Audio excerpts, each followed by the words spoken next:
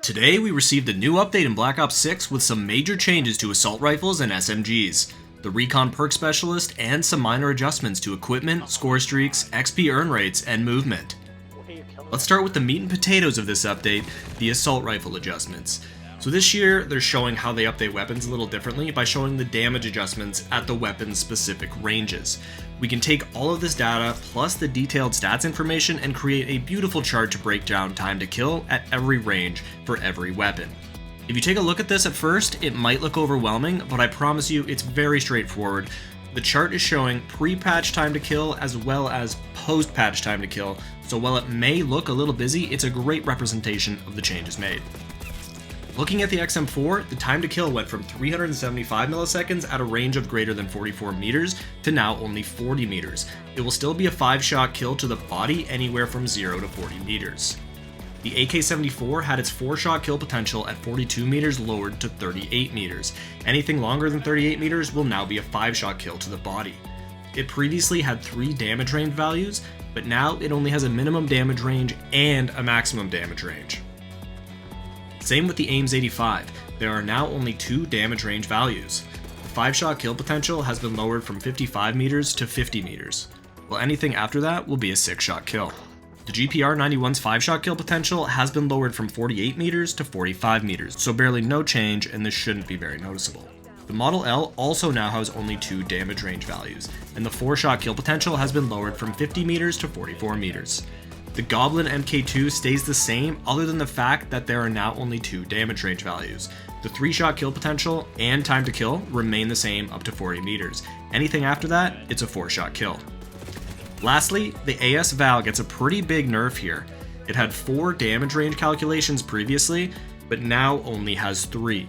The 5-shot kill range has been lowered from 43 meters to 21 meters, and it'll now be a 6-shot kill anywhere between 21 meters and 43 meters, and then a 7-shot kill at ranges above 43 meters.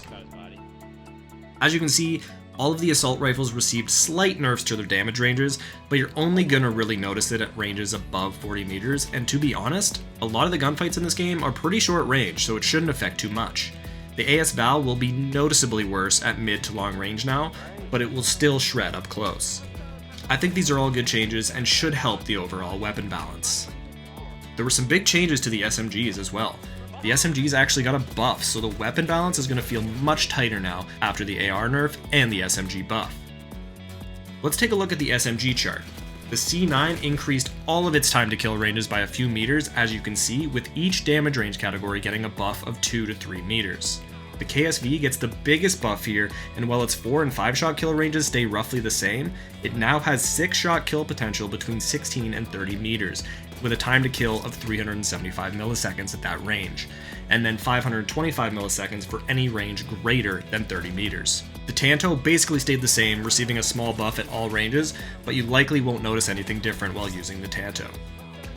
Same for the PP919, very small damage range buff at all ranges.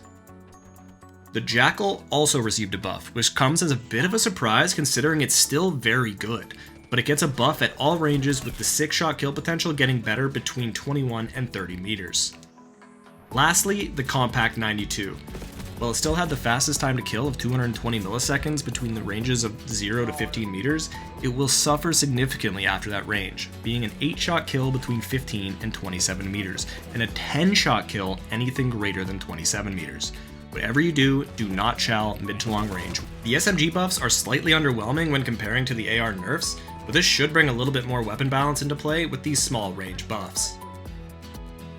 Last week there was an update to fix an issue with shotgun slugs, but they're still not working as intended, so they have disabled the ability for the slugs to one-shot to the body while they work out the issues with slug rounds. This is what everyone has been waiting for. The recon combat specialty has been nerfed, but barely. They have reduced the duration the enemies are highlighted after respawning from 2 seconds to 1.5 seconds. They also note that an additional reduction will be coming before Season 1 releases. They probably just want to gather a little bit of data at this adjustment before making another change to it. They also resolved the issue that allowed players to activate recon after changing loadouts. Overall, a small win for everyone, but this isn't enough. It's still a wall hack at the end of the day. They also made a slight nerf to the Dispatcher perk. They increased the Dispatcher score of UAV from 500 to 550, and the counter UAV score from 550 to 600. This is likely to reduce the amount of UAV and counter UAV spam. It should help a little bit, but they really need to reduce the sound of the counter UAV. That shit is way too loud. For equipment nerfs, they have reduced the on-screen effect of a flashbang by 20%, and there have also been multiple changes to score streaks as follows.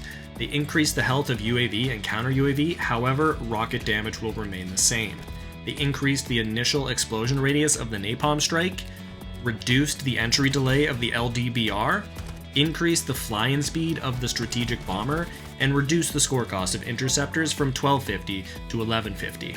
XP earn rates have felt off since launch, and apparently we were all right with that feeling. The XP earn rates have now been adjusted to better reflect that players are being rewarded for their performance as intended. They increased XP and weapon XP earn rates in TDM, Control, Search, and Gunfight, and actually made a slight reduction to earn rates in face-off modes. They've made a small reduction to movement. They made an adjustment to the stance change cooldowns to reduce the effectiveness of snaking. It sounds like Treyarch is done with snaking, which is a massive win for everyone. Such a bad mechanic that gets abused.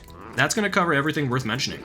What do you guys think? Are these good changes? Personally, I like everything mentioned here. The ARs felt a little too good, so that should make weapon balance a touch better.